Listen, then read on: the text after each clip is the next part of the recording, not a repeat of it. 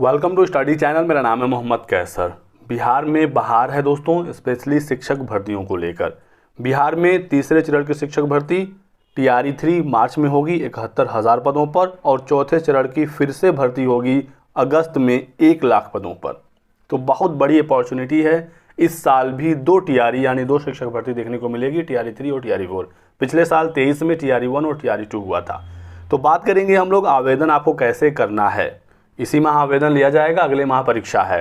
तो आवेदन कैसे करना है, कौन कौन से डॉक्यूमेंट की ज़रूरत पड़ेगी फॉर्म भरते समय, क्योंकि काफ़ी ज़्यादा डॉक्यूमेंट की आवश्यकता पड़ती है, उसका PDF बनाकर अपलोड करना होता है। तो यदि आप अभी से तैयार नहीं रहेंगे, अपने डॉक्यूमेंट्स नहीं बनवाएंगे, नहीं इकट्ठा करेंगे, तो फॉर्म भरते समय आप परेशान हो जाएंगे। बहुत ज़्यादा समय मिलता भी नहीं है फॉर्म भरने के लिए BPSC में। ठीक है, तो वीडियो में लास्ट तक बने रहिएगा, बहुत ज़्यादा इंपॉर्टेंट वीडियो है। सारी जानकारी आपको दी जाएगी बिल्कुल लाइव प्रूफ के साथ। लेकिन आगे बढ़ने से पहले एक जरूरी सूचना, बात करेंगे DSSB की इस बेस्ट बुक के बारे में, जो चक्षु प्रकाशन की तरफ से आती है। और इस बुक की सहायता से आप NTT, TGT, PGT, PRT समेत तमाम भर्तियों की तैयारी कर सकते हैं। संपूर्ण गाइड बुक है, जहां पर आप सामान्य अध्ययन, तर्क शक्ति, गणित, हिंदी और अंग्रेजी भाषा को प्रिपेयर कर सकते हैं। 4500 से अधिक यहाँ पर बहुविकल्पी प्रश्न हैं, व्याख्या सहित। हाल ही में DSSB की TGT की वैकेंसी आई है, और इस बुक की सहायता से आप इस एग्जाम में काफ़ी बेहतर कर सकते हैं। पूरा सिलेबस इसमें कवर किया गया है। यदि आपको ये बुक लेनी है ऑनलाइन, तो डिस्क्रिप्शन बॉक्स में लिंक दिया गया। साथ ही साथ ये बुक मार्केट में भी इजीली अवेलेबल हो जाती हैं।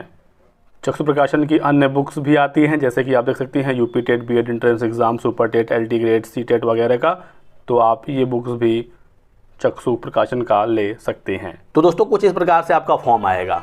जब फॉर्म आएगा तो मैं बिल्कुल फॉर्म आपको भर के दिखाऊंगा शुरू से लेकर लास्ट तक। लेकिन जो TRE 1, TRE 2 हुए हैं, उसके आधार पर मैं आपको बता दूं कि कौन कौन से डॉक्यूमेंट आपको लगेंगे और कैसे कैसे फॉर्म भरा जाएगा, ताकि आप अभी से प्रिपेयर हो सकें। एग्जैक्टली ऐसे ही फॉर्म फिर से देखने को मिलेगा, इसमें भी कोई बदलाव नहीं होने वाला है। ठीक है, तो सबसे पहले तो आपका नाम ही भरा जाएगा, फादर नेम, ये सारी चीज़ें तो आपको पता ही है, इसमें दिक्कत नहीं होगी।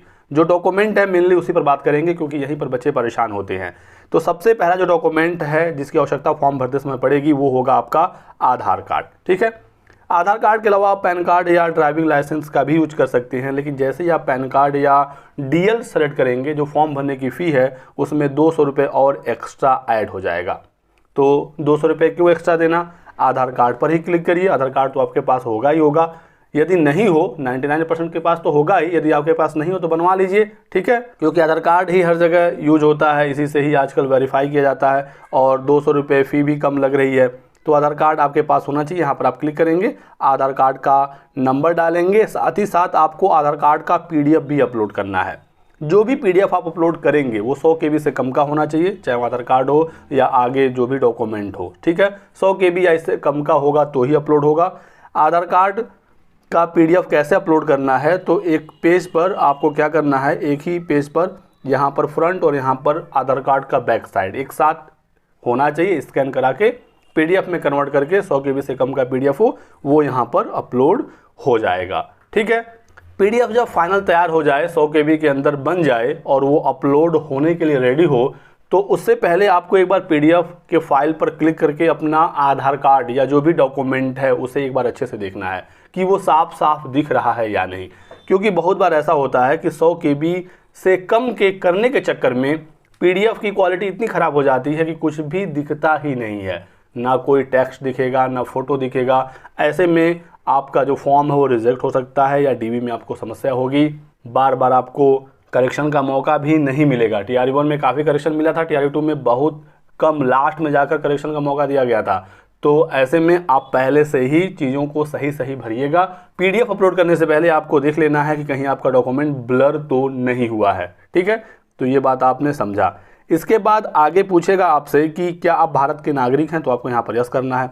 फिर पूछेगा कि आप बिहार के निवासी हैं। बिहार के निवासी हैं तो यस करेंगे। ऐसे में आपके पास बिहार का निवास प्रमाण पत्र होना चाहिए, आपको उसकी पूरी डिटेल देनी होगी।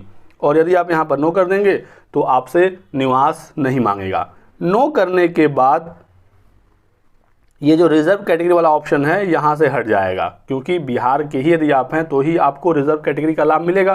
तो नो करते ही ये वाला ऑप्शन हट जाएगा। रिजर्वेशन संबंधी कोई भी जानकारी आपसे पूछी ही नहीं जाएगी। लेकिन यदि आप यहाँ पर यस करते हैं, यदि आप बिहार के ही हैं, तो फिर यहाँ पर पूछेगा कि आप बिहार के रिजर्व कैंडिडेट हैं या अनरिजर्व हैं। तो यदि आप बिहार के जनरल छात्र होंगे तो यहाँ पर नो कर देंगे, तो आपसे जाति प्रमाण पत्र संबंधी कुछ भी नहीं पूछेगा। लेकिन आप यदि यहाँ पर यस करते हैं, आप बिहार के भी हैं और रिजर्व कैंडिडेट भी हैं, तो आपसे पूछेगा कि आप अपनी कैटेगरी बताइए, यानी कि EWS हैं, SC हैं, ST हैं, EBC हैं या BC हैं। जो भी आप सेलेक्ट करेंगे फिर आपको उसका पूरा डिटेल देना होगा। जैसे हमने यहाँ पर परमानेंट रेसिडेंस में यस किया तो देखिए पूछेगा निवास प्रमाण पत्र का सर्टिफिकेट नंबर डालिए, इशू डेट डालिए और प्रमाण पत्र का PDF 100 KB से कम का बनाकर यहाँ अपलोड करिए।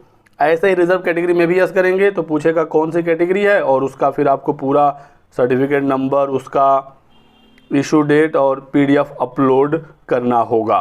ठीक है, तो इतनी बात आपने समझा कि यदि आप बिहार के निवासी हैं तो निवास प्रमाण पत्र और रिजर्व कैंडिडेट भी हैं तो जाति प्रमाण पत्र आपके पास पहले से होना चाहिए, क्योंकि उसकी पूरी डिटेल, उसका PDF भी अपलोड होता है।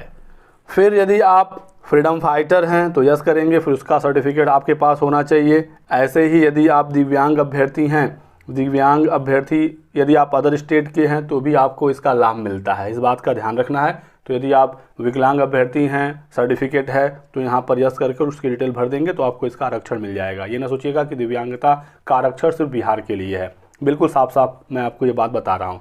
तो दिव्यांग है तो यस करेंगे, दिव्यांगता सेलेक्ट करेंगे, सर्टिफिकेट नंबर डालेंगे, इशू डेट डालेंगे, कहाँ से आपने सर्टिफिकेट बनवाया और उसका PDF अपलोड कर देंगे तो आपका ये रिजर्वेशन आपको मिल जाएगा। ऐसा कुछ नहीं है तो नो करेंगे तो ये आपसे कुछ भी पूछेगा ही नहीं। फिर यहाँ पर एक ऑप्शन आता है नियोजित शिक्षकों के लिए। यदि आप बिहार में पहले से नियोजित शिक्षक हैं तो यस करेंगे और उसका पूरा डिटेल देंगे। TRE1 और TRE2 में ये वाला ऑप्शन था। हालांकि अब बिहार में सक्षमता परीक्षा होने जा रहा है। जो बिहार के नियोजित शिक्षक हैं उनको सक्षमता परीक्षा देना होगा। 3 बार मौका मिलेगा इनको। 26 फरवरी को पहला सक्षमता परीक्षा होगा। 3 अवसर में यदि ये परीक्षा पास नहीं करते हैं तो फिर इनकी सेवा समाप्त कर दी जाएगी। 4 बार परीक्षा होगा और इनमें से 3 बार आप परीक्षा दे सकते हैं और 3 में से कम 1 बार तो आपको पास करना ही होगा। जैसे ही नियोजित शिक्षक सक्षमता परीक्षा पास करेंगे उनको राजकर्मी का दर्जा दे दिया जाएगा। तो अब देखना होगा कि इस बार BPSC में नियोजित शिक्षकों के लिए ये वाला ऑप्शन होता है कि नहीं होता है, क्योंकि इनके लिए अलग से सक्षमता परीक्षा हो ही रहा है। तो मे बी ये वाला ऑप्शन अब हटा दिया जाए। ये जब फॉर्म आएगा तो ही क्लियर हो पाएगा, या फिर बिहार शिक्षा विभाग ये वाला भी ऑप्शन दे दे कि आप यहाँ से भी BPSC के द्वारा राजकर्मी बन सकते हैं, या फिर सक्षमता परीक्षा वाला ऑप्शन आपके पास है ही है। ठीक है, तो ये स्पेशली नियोजित शिक्षकों के लिए है। इसको लेकर जो सामान्य अभ्यर्थी हो परेशान ना हो, बाकी जब फॉर्म आएगा तो इसके बारे में भी आपको बता दिया जाएगा। क्लियर हो गया। अब इसके बाद यहाँ पर आपको अपनी एलिजिबिलिटी सेलेक्ट करनी होती है। यदि आप B.Ed हैं, BLed हैं, DLed हैं तो आपको पहले वाले ऑप्शन पर क्लिक करना है। देखिए 2 वर्ष का DLed भी यहाँ पर है, B.Ed भी है। तो पहला वाला ऑप्शन में सारे जो आपकी एलिजिबिलिटी है वो मिल जाती है। बाकी जब नया फॉर्म आएगा तो मैं उसमें आपको बता दूंगा। अब दोस्तों आपसे यहाँ पर पूछेगा कि आप पात्रता परीक्षा पास हैं या दक्षता परीक्षा पास हैं। ये बहुत ही ज़्यादा महत्वपूर्ण है। यहाँ पर पिछली बार हज़ारों छात्रों ने गलती कर दी थी। देखिए आपके द्वारा उत्तीर्ण परीक्षा कौन सी है, पात्रता परीक्षा है या दक्षता परीक्षा है। ध्यान रखिएगा, यदि आप 1 to 5 या 6 to 8 के लिए फॉर्म भरना चाहते हैं, आप C.TET या B.TET पेपर 1 पेपर 2 पास हैं तो आपको पात्रता पर क्लिक करना है। यदि आप 9, 10 या 11, 12 के लिए फॉर्म भरना चाहते हैं, ऐसे में आप ASTET पेपर 1 या ASTET पेपर 2 पास होंगे तो आपको ऐसे में भी पात्रता परीक्षा पर ही क्लिक करना है। यानी कि C.TET, B.TET, ASTET पेपर 1 या पेपर 2 कोई भी एग्जाम पास हैं, आपको पात्रता पर ही क्लिक करना है। जितने भी फ्रेश अभ्यर्थी हैं, सामान्य प्रतियोगी छात्र हैं, आपको पात्रता पर ही क्लिक करना है। तो ये दक्षता क्या है? दक्षता परीक्षा दोस्तों बिहार में वर्ष 2012 से जो पूर्व में नियुक्त और कार्यरत शिक्षक थे उनसे दक्षता परीक्षा लिया गया था। तो यदि आप पहले से 2012 से पूर्व नियुक्त और कार्यरत शिक्षक हैं बिहार में, आपने दक्षता परीक्षा दी है तो ही आप यहाँ पर क्लिक करेंगे। नहीं तो नॉर्मली C.TET, B.TET, ASTET सबको पात्रता पर ही क्लिक करना होगा। ठीक है, बिल्कुल क्लियर हो गया। जैसे ही आप पात्रता पर क्लिक करेंगे तो यहाँ पर सारे ऑप्शन आ जाएंगे। C.TET, B.TET paper 1, C.TET, B.TET paper 2, ASTET paper 1, ASTET paper 2। ठीक है, प्राइमरी के लिए C.TET, B.TET पेपर 1 पर क्लिक करना है, 6 to 8 के लिए C.TET, B.TET पेपर 2 पर क्लिक करना है, और 9, 10 के लिए ASTET पेपर 1, 11, 12 के लिए ASTET पेपर 2। जिस पर आप क्लिक करेंगे आपको उसका पूरा इन्फॉर्मेशन देना होगा। जैसे हम यहाँ पर C.TET, B.TET पेपर 1 पर क्लिक करते हैं। बिहार वाले छात्र यदि B.TET पेपर 1 पास हैं या C.TET पास हैं तो भी यही वाला ऑप्शन है। तो जैसे ही आप यहाँ पर क्लिक करेंगे तो कहेगा कि वर्ग 1 to 5 के लिए आप फॉर्म भरना चाहते हैं, सीटेट पेपर 1 या बीटेट पेपर 1 पास हैं, तो ऐसे में आपको इसका पूरा डिटेल भरना होगा। यहाँ पर सर्टिफिकेट नंबर सीटेट का, यहाँ पर इशू डेट, और यहाँ पर आपको सीटेट का सर्टिफिकेट अपलोड करना होगा। ठीक है, डिजीलॉकर में सीटेट का सर्टिफिकेट मिल जाता है। इसके बाद दोस्तों आपसे यहाँ पर पूछेगा कि आपकी एक्चुअल एलिजिबिलिटी क्या है, क्योंकि यहाँ पर जो आपने ऑप्शन सेलेक्ट किया था इसमें सब कुछ था, बीएड भी था, बीएलएड भी था, डीएलएड भी था। अब यहाँ पर जब आप क्लिक करेंगे तो एक बड़ा सा पूरा ऑप्शन यहाँ पर खुल जाएगा ड्रॉप डाउन मेनू में, और इसमें सारे ऑप्शन होंगे कि आप 12th प्लस डीएलएड हैं, ग्रेजुएशन प्लस डीएलएड हैं, या ग्रेजुएशन प्लस बीएड हैं, सारे ऑप्शन आएंगे। आपको वहाँ से अपना ऑप्शन सेलेक्ट करना होगा। जैसे मैंने यहाँ पर सेलेक्ट किया 50% अंकों के साथ स्नातक और बीएड, तो आपसे यहाँ पर स्नातक और बीएड की पूरी जानकारी मांगेगी। यदि आप ग्रेजुएशन प्लस डीएलएड सेलेक्ट करेंगे तो यहाँ पर ग्रेजुएशन आएगा, लेकिन यहाँ पर डीएलएड शो होने लगेगा, तो आपको यहाँ पर पूरा डीएलएड का डिटेल भरना होगा। बात को आप समझिएगा, जो ऑप्शन आप यहाँ पर सेलेक्ट करेंगे उसी से संबंधित आपसे जानकारी मांगी जाएगी। क्या क्या जानकारी यहाँ पर मांगी जाती है देखिएगा। तो यहाँ पर आपका पूरा जो डिटेल में जानकारी है ग्रेजुएशन का, वो आपको भरना है। ग्रेजुएशन आपका किस स्ट्रीम से है, या आप यहाँ पर सब्जेक्ट भी भर सकते हैं। किस साल आपने अपना ग्रेजुएशन पास किया था, किस संस्था से किया था, किस बोर्ड से किया था, मार्क्स ऑब्टेन, टोटल आपका पूर्णांक और परसेंटेज। ठीक है, और यहाँ पर आपको अपने ग्रेजुएशन का सर्टिफिकेट अपलोड करना होगा। ऐसे ही अब यहाँ पर आपको अपने बीएड की डिटेल भरनी होगी, डीएलएड वाले अपने डीएलएड का डिटेल भरेंगे। सेम वैसे ही है, सब्जेक्ट, पासिंग ईयर, संस्था, बोर्ड, पूर्णांक, प्राप्तांक, प्रतिशत, और यहाँ पर आपको सर्टिफिकेट अपलोड करना होगा। बीएड है तो बीएड का, क्योंकि यहाँ पर बीएड से होगा। डीएलएड वाले होंगे तो डीएलएड सेलेक्ट करेंगे, यहाँ पर डीएलएड आएगा, आपको डीएलएड का सर्टिफिकेट अपलोड करना होगा। ठीक है, इतनी बात आपने समझी।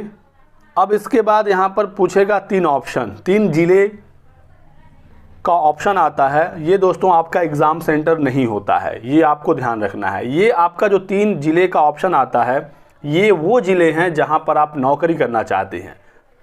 एग्ज़ाम सेंटर आपसे बीपीएससी पूछता ही नहीं है, वो अपने हिसाब से एग्ज़ाम सेंटर देते हैं। ठीक है, तो इस बात का ध्यान रखना है। यहाँ पर जो पहला ऑप्शन है आप सेलेक्ट करते हैं, मान लीजिए जैसे मैंने यहाँ पर सेलेक्ट किया गोपालगंज, तो आपका पहला प्रेफरेंस जब आप एग्ज़ाम पास कर लेंगे तो गोपालगंज आपको अलॉट करने की कोशिश होगी, यदि आपका मेरिट वहाँ क्वालिफाई हो रहा है। पहला नहीं मिलता है तो दूसरा, दूसरा नहीं मिलता है तो तीसरा, यदि तीनों नहीं मिलते हैं तो फिर बिहार के जो 38 जिले हैं, ठीक है, उनमें से किसी एक ज़िले को अलॉट कर दिया जाएगा। अल्फ़ाबेटिकल ऑर्डर में ऊपर से नीचे तक देखा जाएगा, और आपका मेरिट जहाँ पर बनेगा आपको वो ज़िला अलॉट कर दिया जाएगा। तो ये आपका एग्ज़ाम सेंटर नहीं है, ये आपका ज़िला है जहाँ पर आपको नौकरी मिलने वाली है।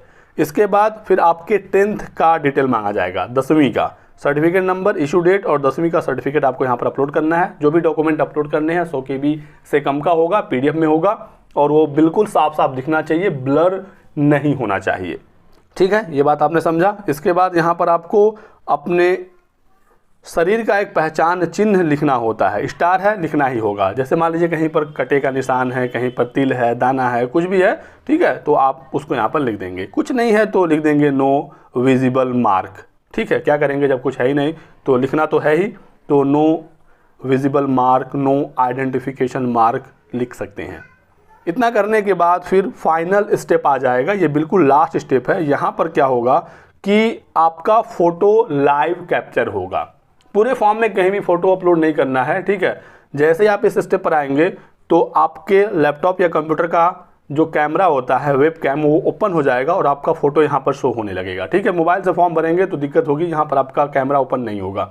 तो कोशिश करिए लैपटॉप से ही फॉर्म भरिए या कंप्यूटर से जहाँ पर वेब कैम लगा हो, तो फ़ोटो आपका यहाँ पर शो होने लगेगा। फिर क्लिक टू कैप्चर पर क्लिक करेंगे तो आपका फ़ोटो कैप्चर हो जाएगा। मान लीजिए फ़ोटो अच्छा से कैप्चर नहीं हुआ तो यहाँ पर रिटेक का भी ऑप्शन है, रिटेक करेंगे, दोबारा से फिर फ़ोटो खींचने का ऑप्शन आपको आएगा। बैकग्राउंड साफ़ रखिएगा, क्लीन रखिएगा, आपके चेहरे पर अच्छा लाइट हो ताकि बढ़िया से फ़ोटो आपका कैप्चर हो सके। ठीक है, फिर यहाँ पर जब आप क्लिक करेंगे तो आपका फ़ोटो यहाँ पर आ जाएगा। जैसे ही आप यहाँ पर क्लिक करेंगे, क्लिक टू अपलोड, फ़ोटो आपका अपलोड हो जाएगा। इसके बाद आपको 2 सिग्नेचर अपलोड करने होते हैं, एक इंग्लिश में एक हिंदी में। ये आपको अपलोड करना है व्हाइट पेज पर, ब्लैक पेन से साइन करिएगा, एक बार इंग्लिश में, एक बार हिंदी में, और इंग्लिश वाला यहाँ पर, हिंदी वाला यहाँ पर अपलोड कर देंगे। उसके बाद फॉर्म को सबमिट कर देंगे, आपका फॉर्म सबमिट हो जाएगा। फॉर्म आप सबमिट कर देंगे, फिर जब एडमिट कार्ड डाउनलोड करने का समय आएगा, ठीक है, तब वहाँ पर कहेगा कि आप अपना एक पासपोर्ट साइज फोटो अपलोड करिए। ठीक है, जैसे आप फोटो अपलोड करेंगे तुरंत वो फोटो आपके एडमिट कार्ड पर आएगा, एडमिट कार्ड फिर आपका PDF फॉर्म में डाउनलोड हो जाएगा, आप उसका प्रिंट आउट करा लीजिएगा। ठीक है, लेकिन फिलहाल फॉर्म भरते समय आपका फोटो लाइव कैप्चर होता है, इस बात का ध्यान रखना है। कोशिश करिए कि फॉर्म आप अपना खुद भरिए, साइबर कैफ़े के भरोसे ना रहिए। यदि आप साइबर कैफ़े पर भरवा भी रहे हैं तो बिल्कुल आप वहीं पर बैठे रहिए, नज़र आपकी कंप्यूटर के स्क्रीन पर होनी चाहिए ताकि कहीं पर कोई गलती वो ना करे, नहीं तो बाद में फिर परेशान आप ही होंगे। जहाँ पर भी कोई डिटेल है पर्सनल आपका होना चाहिए, मोबाइल नंबर, ईमेल ID, जो भी जानकारी है आप अपना खुद भरेंगे, नहीं तो बाद में आप परेशान हो जाएंगे। ठीक है, तो यही कुछ महत्वपूर्ण जानकारी आप लोगों को देनी थी। वीडियो को लाइक करिएगा, चैनल को सब्सक्राइब करना और हमारे साथ बने रहें। Thanks for watching.